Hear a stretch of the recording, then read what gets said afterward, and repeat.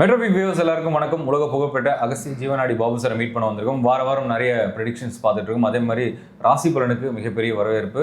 இப்போது நம்ம வந்து ராசி பலன் கேட்க போகிறோம். ஸோ அதை கேட்டு தெரிஞ்சுக்கலாம். சார் வணக்கம். சார் வணக்கம் மெட்ரோபிக் நேயர்களுக்கும் கொரோனா கொனிடர்ஸிலும் பக்தி தமிழ் நேயர்களுக்கும் அகஸ்தியர் இன்னைக்கு என்ன சொல்கிறார் பார்க்கலாம். சார் நீங்கள் சொல்லக்கூடிய நிகழ்வுகள் அப்படியே வந்து தொடர்ந்து அப்படியே நடந்துக்கிட்டே இருக்குது. ஸோ நீங்கள் வெள்ளம் வந்து ஒரு ஊரே அடிச்சுன்னு அப்படியே ஒரு வீடெல்லாம் அடிச்ச போது எல்லாரும் ஓடுறாங்க. அந்த உத்தரகாண்டில் பார்க்கும்போது ரொம்ப கோரமாக ஒரு கஷ்டமான ஒரு நிலைமை தான்.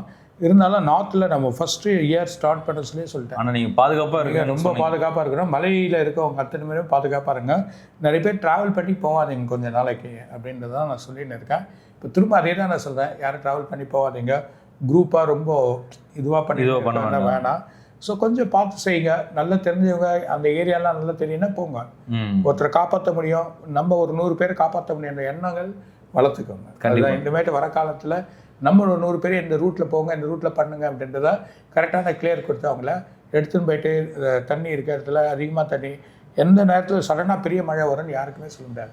சடனாக தண்ணி உள்ளே வந்துட்டா ஏற்கனவே சொல்லி இது வரைக்கும் பார்க்காத மழையை பார்ப்பீங்க, இது வரைக்கும் பார்க்காத மலை சரிவை பார்ப்பாங்க. நம்ம எவ்வளோ சொல்லியிருக்கோம். அதே மாதிரி கன்னியாகுமரியில் வந்து நீங்கள் கடல் அலை வந்து மிகப்பெரிய அலை தண்ணி காலையிலேயே அதுதான் ஃபஸ்ட்டு தண்ணி வந்து உள்ளே வரும் அப்படின்றத முதலே நம்ம சொல்லியிருந்தோம். முதல்ல கண்டிப்பாக சார் நம்ம இதுலேயே போட்டுக்கோ. ஆமாம், நம்ம இதுலேயும் சொல்லியிருக்கேன் சார். சார் அதே மாதிரி இப்போ வருகிற இந்த மாதம் தேதிகள் ஓடிடுச்சு 6 நாள். இருந்தாலும் இந்த 25 நாள் வந்து இந்த 12 ராசிக்கு எப்படி இருக்கும்?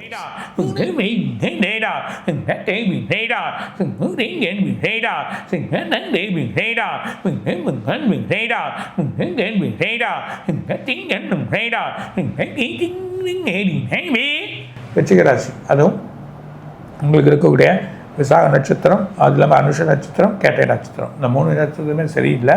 பணங்கள் விரயமாகவும் செலவுகள், உடல் உபாதைகள் அதிகமாக இருக்கும். சூட்டுத்தன்மை, உஷ்ணங்கள் இருக்கும். வயிறு சம்மந்தப்பட்ட தலை பாரங்கள், டயர்டு. அது இல்லாமல் போட்ட பணங்கள் திரும்பாது. பெரிய பணங்கள் லாக்காகவும் கோர்ட் கேஸ் சம்மந்தப்பட்டது இல்லை பிரச்சனையிலே இருக்க மாதிரியே இருக்கும். தூக்கம் இருக்காது. நைட்டில் வந்து ரொம்ப கஷ்டப்படுவாங்க. அது இல்லாமல் ஒரு பயம் இருக்கும். போக்குவரத்துக்கான பயம் வந்துடும்.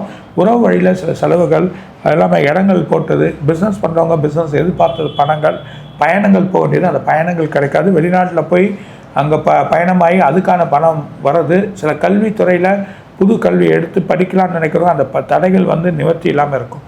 அது 2 மாத காலத்துக்கு இருக்குது. அது இல்லாமல் செவ்வாய் அங்கே வந்துன்னு இருக்கிறதுனால, இந்த செவ்வாயோட தாக்கங்கள் இருக்கிறதுனால ரொம்ப கேர்ஃபுல்லாக இருக்கும். ஸோ லாபாதிபதியை நிறுத்திடுவான், பண வரவை நிறுத்திடுவான், வேலையில் வந்து டீக்ரேட் பண்ணியிருப்பான். ஒரு ப்ரொமோஷன் கிடைக்கும்னு நினைப்பாங்க, அந்த ப்ரொமோஷன் கிடைக்காது. எதிர்பார்த்த வேலையை வந்து அப்படியே டீக்ரேட் பண்ணி நிறுத்தி வச்சுருப்பாங்க. ஒரு ப்ராஜெக்ட் ஒர்க்கோ வழி எதுவும் கிடைக்காது. ஸோ இந்த 1 மாதம் பர்டிகுலராக இவங்களுக்கு வந்து அடுத்த மாதம் 3ஆம் தேதி வரைக்கும் கேர்ஃபுல்லாக இருக்கணும். ஸோ இவங்க வந்து குரு வழிபாடு பண்ணுறது நல்லது. மெயினாக குலதெய்வ வழிபாடு, செவ்வாய், அதாவது அங்காரகனுக்கு விலைக்கேற்றி அர்ச்சனை பண்ணுங்க. அப்படி இல்லைன்னா முருகருக்கு அர்ச்சனை பண்ண செவ்வாய்க்கிழமை ஒரு 4 வாரம் பண்ணிங்கன்னா ஒரு பெரிய பலன் காத்திருக்கு. ரொம்ப கஷ்டமான டைம். நேரமும் வலுவாக இல்லை. சூரியனும் 10ஆம் இடத்துல வர்றதுனால கேர்ஃபுல்லாக இருக்கிறது ரொம்ப நல்லது.